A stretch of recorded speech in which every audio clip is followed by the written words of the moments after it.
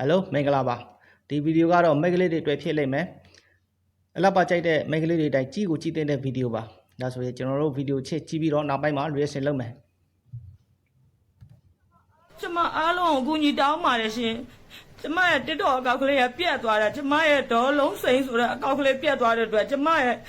တရားခံဖော်ထုတ်တာမအောင်မြင်လိုက်ပါဘူးကျမမျက်နှာကိုဖျက်ဆီးခဲ့တဲ့ဥဟန်ဆိုတဲ့လူကမဝင်မခံမချင်းကျမကိုကူညီပေးကြပါ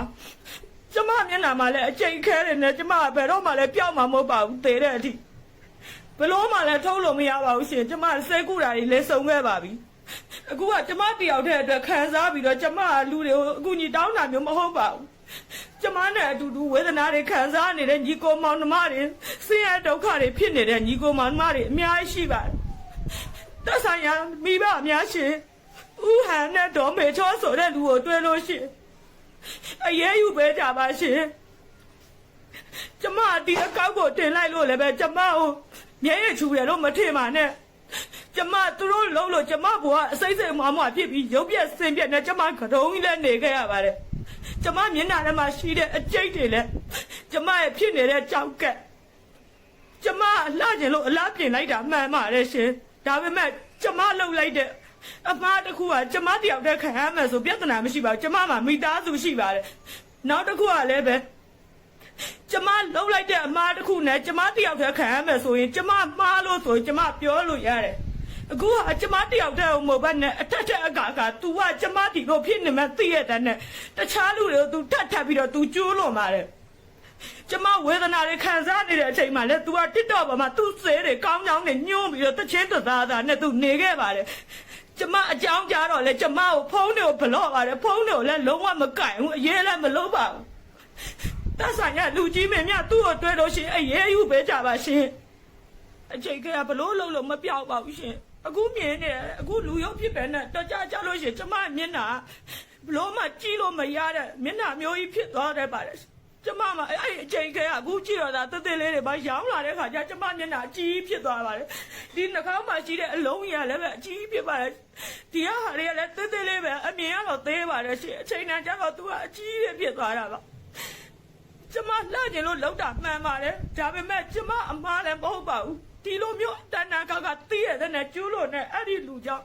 လူပေါင်းမနှဲတဲ့ဒုက္ခရောက်နေပြီကိုညီပေးကြပါပုံသေးရဲ့တဏ္ဍာကသုံးလုံးဝကြည့်လို့လည်းပဲကျမမျက်နှာကြီးကလည်းပဲထုံနေပါပြီကျမမှလည်းမှတ်ညံနေလည်းတိတ်မကောင်းတော့ပါဘူးကျမကိုကိုညီပေးကြပါကျမတွေမဟုတ်ပါဘူးတခြားလူတွေအတွက်လည်းကိုညီပေးကြပါတရားမဝင်ဖက်ထားတဲ့ဒီအလှပပြင်တဲ့ဆိုင်လေးပေါ့နော်မြင်းအောင်ဆေးထိုးတယ်ကျွန်တော်ထည့်တယ်သူ့မှာရှိတာအကျိတ်တဘာဝအကျိတ်တော့မဟုတ်ဘူးသူကဆီလီကောတမျိုးပေါ့နော်ဆီလီကောထိုးထားတာပေါ့ကျွန်တော်တို့ဟိုက်လိုနိုက်အက်ဆစ်နဲ့ဒီကိုလာဂျင်လေးရောစပြီးတော့ထိုးထားတဲ့ဆေးတမျိုးတော့ဖြစ်လိမ့်မယ်သူတဘာဝအကျိတ်တိုက်တော့မဟုတ်ဘူးဒီအလှပကြိုက်ရင်လည်းပဲကိုကဒီနည်းနည်းလေးကောင်းတဲ့တရားဝယ်ဖက်ထားတဲ့စီအိုစီခန့်လေးရှိပါတယ်ချို့ဆိုဘန်ကောက်တွေမှာတွားလို့ကြတော့ပို့ပြီးတော့စိတ်ချရတယ်ပြောတယ်ကျွန်တော်တို့နိုင်ငံမှာတော့တိတ်ပြီးတော့ယုတ်ကြည်စိတ်ချမှုတွေကတော့တိတ်မရှိသေးဘူးတွေ့ကြရစိတ်ခန့်လေးမှာလုံရတော့တတိထားဖို့လိုတယ်ဒီဗီဒီယိုလေးရေးရတဲ့တာတွေ့တယ်ဗျကျွန်တော်တို့နော်ဒီလို site လေးရေးယူဖို့လိုအပ်တယ်အဲ့ဒီ site ကတော့မြောက်ကလာမှာဖွဲ့ထားတယ်လေမယားနှစ်ယောက်အခုတိတ်ဆောင်နေတယ်လို့တော့ကြားတယ်ဗျအဲ့ဒီမှာတော့စိတ်မကောင်းပါဘူးဒါပေမဲ့အလှပကြိုက်တဲ့မိန်းကလေးတွေအတွက်ဒီဗီဒီယိုတင်ပေးတာတော့ကျေးဇူးတင်ပါတယ်မိန်းကလေးတွေအတွက်သတိထားဖို့လိုအပ်တယ်အလှပကြိုက်ပြီးတော့တွေးကြရစိတ်ခါလေးမှာလိုက်ပြီးတော့ဒီထိုးဆေးတွေမထိုးဖို့အရေးကြီးတယ်ပေါ့နော်ကျွန်တော်လေးလာတော့ဆိုရင်ဒီအမမှာဖြစ်နေတာကတော့ तू ကဒီတိုင်းဆေးလိမ့်လို့ဆေးတောက်လို့တော့မပြောင်းနိုင်ဘူးခွဲစိတ်မှခွဲစိတ်ပြီးတော့မြင်းတော်တေးချောက်ခွဲစိတ်ပြီးဒီဆီလီကိုတွေအငြိကြီးတွေချစ်ထုတ်မှပဲ तू ကပျောက်ကင်းမယ်လို့ထင်တယ်ဗျအခမ်းမသိရင်ကင်ဆာတွေပါတယ်တော့ဖြစ်နိုင်တယ်လို့ကြားတယ်